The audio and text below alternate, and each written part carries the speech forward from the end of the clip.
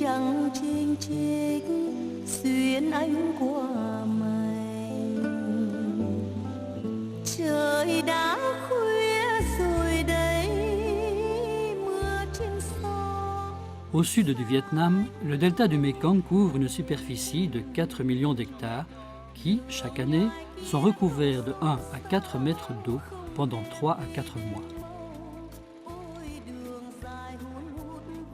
Cette eau omniprésente, à laquelle les paysans s'adaptent en construisant des maisons sur pilotis ou rehaussées sur digues, oblige l'administration du territoire à aménager des routes surélevées, surplombant les zones inondables.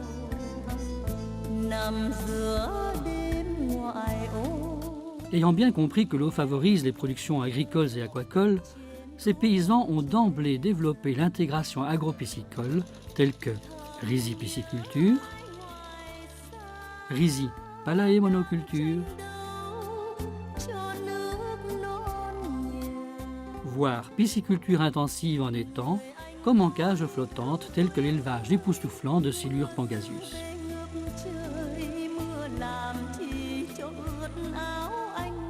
La tactique des paysans, initiateurs depuis longtemps du développement durable, est de vivre avec l'eau et d'en tirer un parti maximum via la production de riz irrigué ou flottant, combiné à la promotion de la pêche et de l'aquaculture.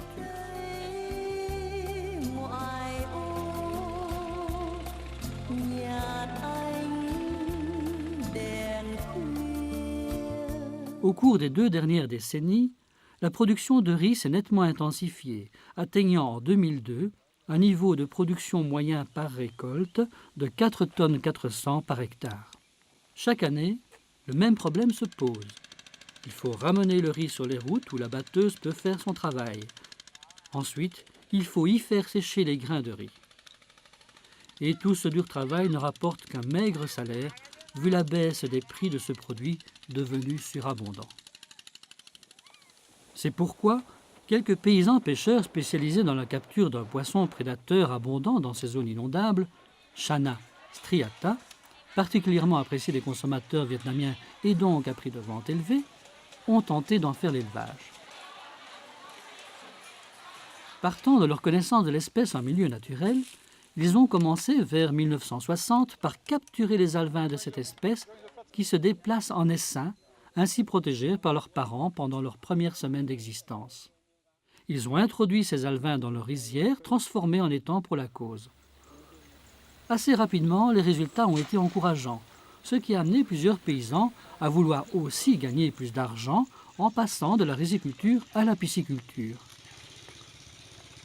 Mais, rapidement, les stocks de cette espèce ont commencé à se raréfier. Aussi, quelques paysans pionniers du village de Phu To, dans la province de Don Thap, ont, vers 1990, tenté eux-mêmes la reproduction en étang de cette espèce, ce qui a permis un développement spectaculaire et récent dans cette région du delta du Mekong. Voyons les différentes étapes de cette remarquable saga de la domestication de cet excellent Channa striata, qui commence par la connaissance des caractéristiques de l'espèce, la maîtrise de la reproduction, de l'alvinage, puis de la production de fingerlings, et enfin de poissons de consommation.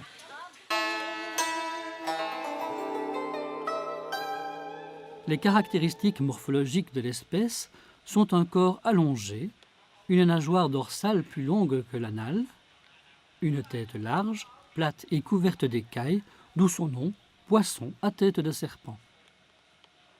Sa bouche est largement fendue, à mâchoire inférieure proéminente.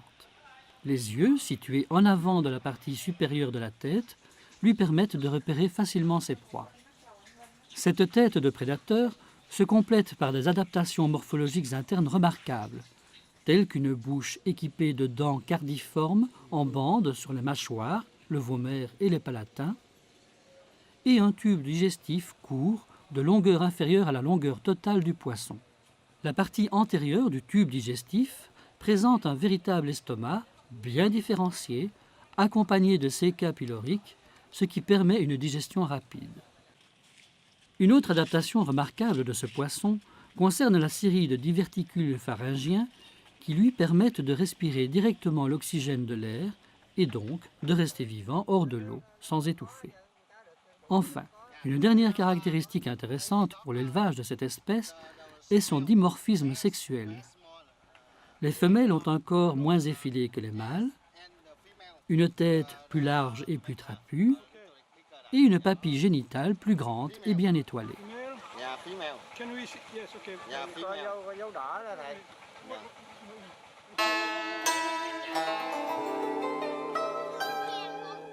La reproduction des géniteurs se fait naturellement dans des étangs de 4 à 6 arts, aménagés très simplement pour la cause. Il suffit en effet d'installer un abri en fibres végétales dans chaque coin de l'étang où les couples viennent se réfugier et se reproduire. Généralement, on introduit 4 mâles et 4 femelles d'environ 2 kg chacun. Les œufs, pondus dans le nid, éclosent rapidement vu la température élevée. Depuis 2002, le département d'aquaculture de l'université de Kanto mène des recherches sur la reproduction contrôlée de cette espèce. La technique consiste à installer 2 géniteurs, mâles et femelles, dans un bac en polyester. Après avoir vérifié l'état de maturité de la femelle par prélèvement d'ovules, on stimule la reproduction par injection d'hypophyse de carpe. Enfin, on met à leur disposition un substrat artificiel de ponte qui donne de bons résultats.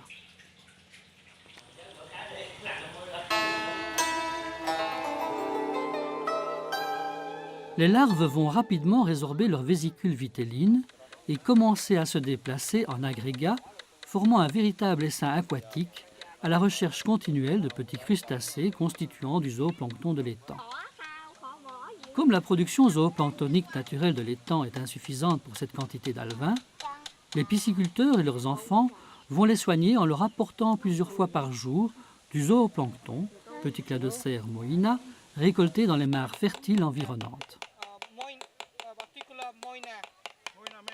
Parents géniteurs et alevins sont conditionnés à cette distribution par un tapage bruyant.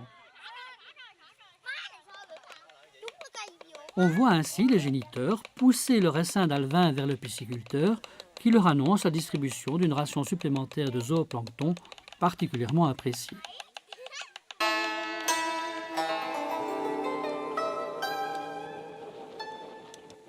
Dès l'âge de 2 à 3 semaines, le pisciculteur capture cet essaim d'alevins avec une épuisette, les sépare des parents pour les installer dans des hapas où ils seront à l'abri de la prédation mais aussi de l'inondation et ne pourront donc pas s'échapper. Dans ces hapas, la mise en charge est de l'ordre de 100 à 200 alevins par mètre carré et le nourrissage continue de façon intensive plusieurs fois par jour. L'aliment distribué, à base de déchets de poissons, de son de riz et de tourteaux divers, est fabriqué sur la ferme au moyen d'un broyeur-mélangeur à moteur. Les aliments en forme de spaghettis mous forment une pâte qui est déposée sur un tapis flottant dirigé vers le centre du hapa au moyen d'une corde guide. Le grossissement des fingerlings peut aussi se faire directement en étang, comme le montre M. Sodin, le père de la domestication de ce poisson à tête de serpent dans la province de Dong Thap. La technique de tapage continue. Bien appréciée des jeunes chanas, la pâte de déchets de poissons d'eau douce fabriquée sur place est déversée sur des plateaux flottants. Ce repas entraîne une forte consommation d'oxygène dissous dans l'eau qui oblige les fingerlings à venir respirer à la surface. Vu l'intérêt commercial pour cette espèce, plus de 80 paysans pêcheurs ont transformé leur rizière en étang avec ou sans appât. La production s'est rapidement multipliée, atteignant dans la région en 2002 plus de 16 millions de fingerlings, évitant ainsi la destruction de l'espèce sauvage.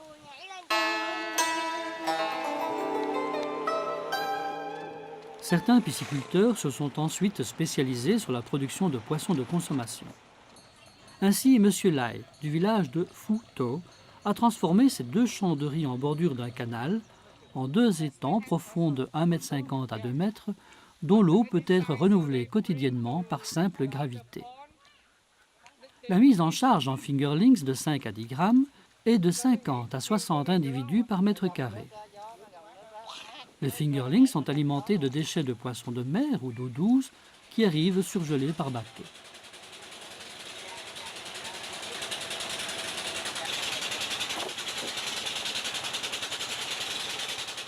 La distribution alimentaire se fait 2 fois par jour, avec un taux de conversion de l'ordre de 4.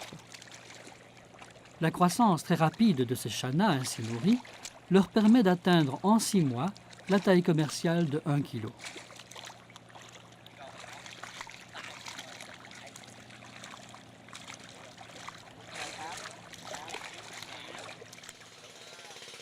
Au moment de la récolte, l'eau est pompée de façon à abaisser le niveau d'eau. Ensuite, l'étang est débarrassé de toute perche ayant servi au maintien des appâts ou des plateformes de nourrissage.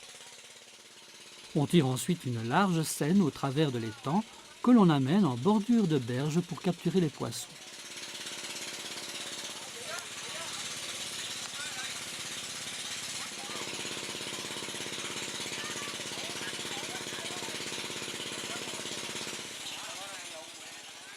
Ceux-ci sont triés, puis installés dans une large feuille de plastique contenant un peu d'eau où seront stockés les poissons à taille commerciale.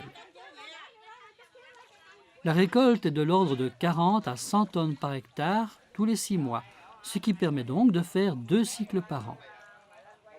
À la récolte, ces poissons, grâce à leur appareil respiratoire accessoire, sont capables de respirer l'air, ce qui permet de les transporter vivants dans de grandes caisses presque sans eau sur la capitale Ho Chi Minh, où ils sont vendus toujours vivants au prix d'1 euro le kilo.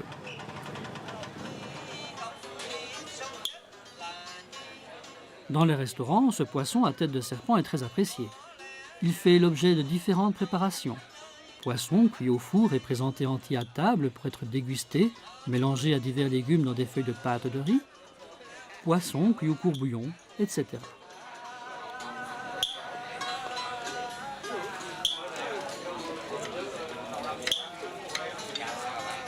Dans chaque cas, on peut constater que les convives l'apprécient particulièrement bien. Cette domestication rapide et spectaculaire d'une espèce de poisson sauvage réalisée par les paysans pêcheurs vietnamiens du delta du Mékong démontre la capacité du monde rural à assurer son propre développement durable, pour autant que les conditions économiques leur permettent d'améliorer leurs revenus et donc leur bien-être, comme le démontre la nouvelle belle maison de M. Lai du village de Phu To, où il reçoit chaque année des étudiants de la section aquaculture de l'université de Can Tho pour leur expliquer son succès aquacole.